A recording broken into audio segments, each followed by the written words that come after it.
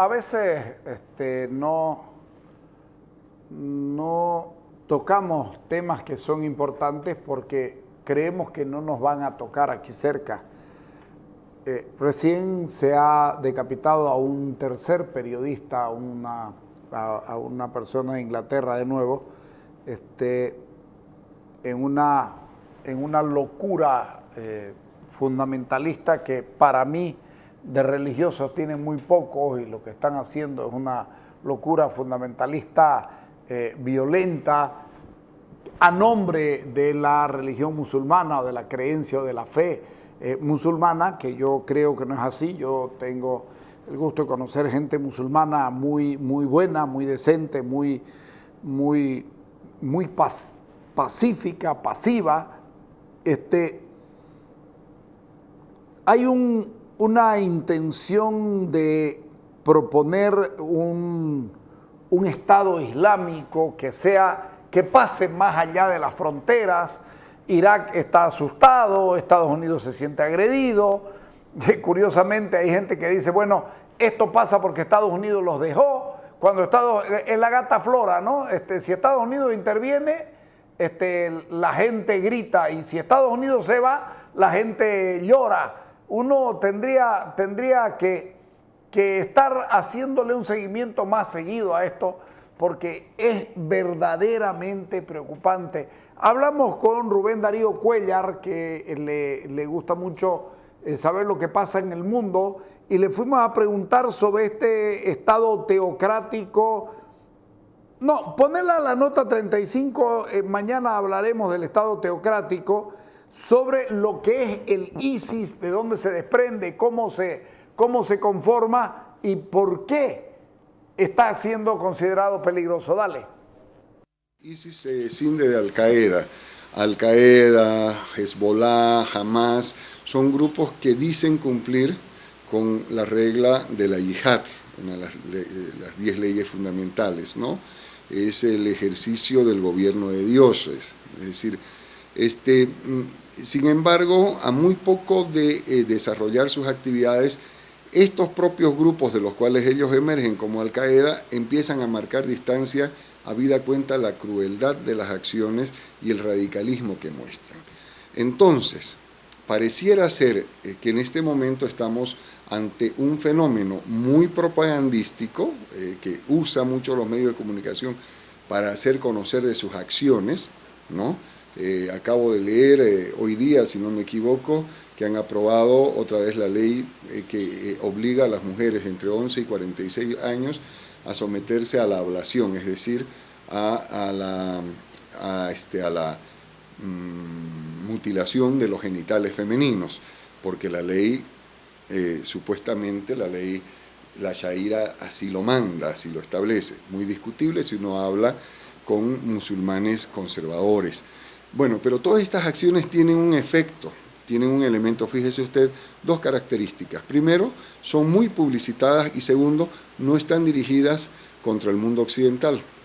Salvo, y perdonen que sea tan cínico en este salvo, las decapitaciones de los dos periodistas norteamericanos, todas las acciones de ISIS han estado contra grupos de musulmanes dentro de los propios territorios.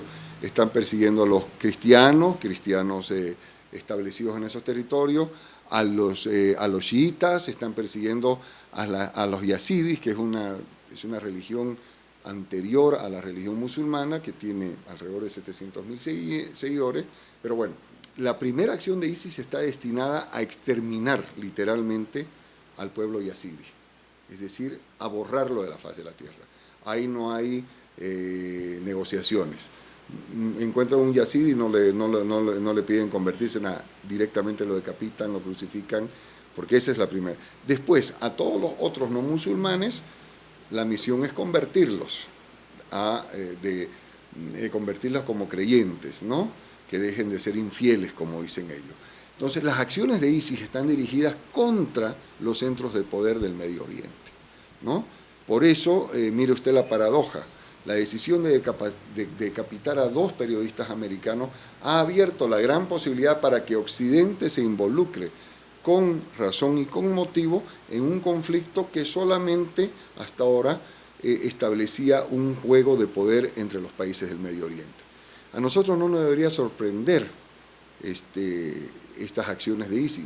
No es el primer grupo islámico radical que lleva adelante acciones, quizás no las publicitaban los otros grupos como lo está publicitando ISIS en internet y todo aquello, pero sin ir muy lejos vean ustedes la realidad de Arabia Saudí. En Arabia Saudí es delito andar con una Biblia en la mano, es delito, que puede ser penado hasta con 6 años de cárcel.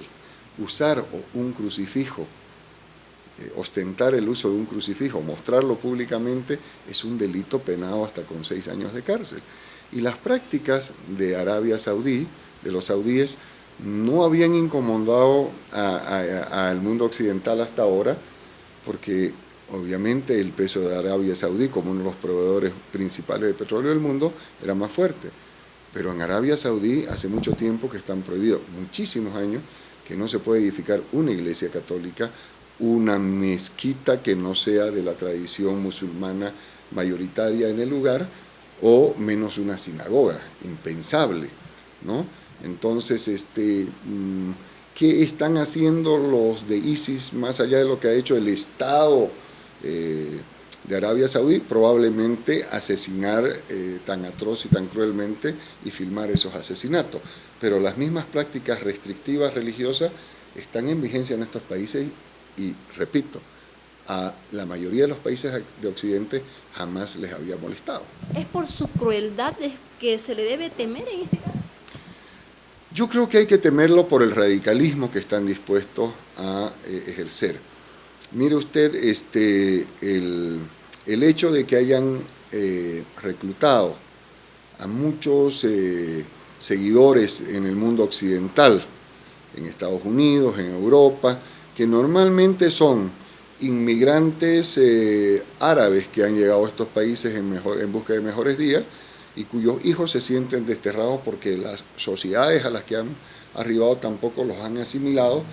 Después del 11 de septiembre de 2001 en Estados Unidos, todo árabe es mirado como un terrorista en potencia, lamentablemente es así, es discriminado, es objeto de una serie de medidas de control que por otro lado son las que también han impedido que se vuelvan a repetir esos actos terroristas en países como Estados Unidos, ¿no? Entonces esas personas que se sienten disconformes, que se sienten mal en Estados Unidos han sido rápidamente cooptados por estos grupos radical como la Yihad. Le repito, no es el único grupo radical, está Al-Qaeda, está Boko Haram de Nigeria, está, bueno, en Somalia hay otro grupo, hay muchísimos grupos así muy radicales que se disputan cuáles son más radicales. Hoy por hoy al parecer están enfrentados entre ellos. Al-Qaeda está enfrentado con ISIS y Boko Haram va a tener que tomar partido por uno de los dos o va a tener que salir en una tercera opción. Es decir, es un conflicto que a no haber sido esta decapitación de ciudadanos americanos, de periodistas americanos, probablemente hubiera seguido visto por el mundo como un conflicto interno de los países árabes que está volviendo a ser crisis. Alguien decía por ahí, miren ustedes, el conflicto de la Franja de Gaza, de acuerdo a muchos analistas, es propiciado por Hamas y mucha gente no entendía por qué Hamas hacía este tipo de acciones, sabiendo la repercusión que iba a tener en la población civil, la destrucción de miles de hogares y todo aquello.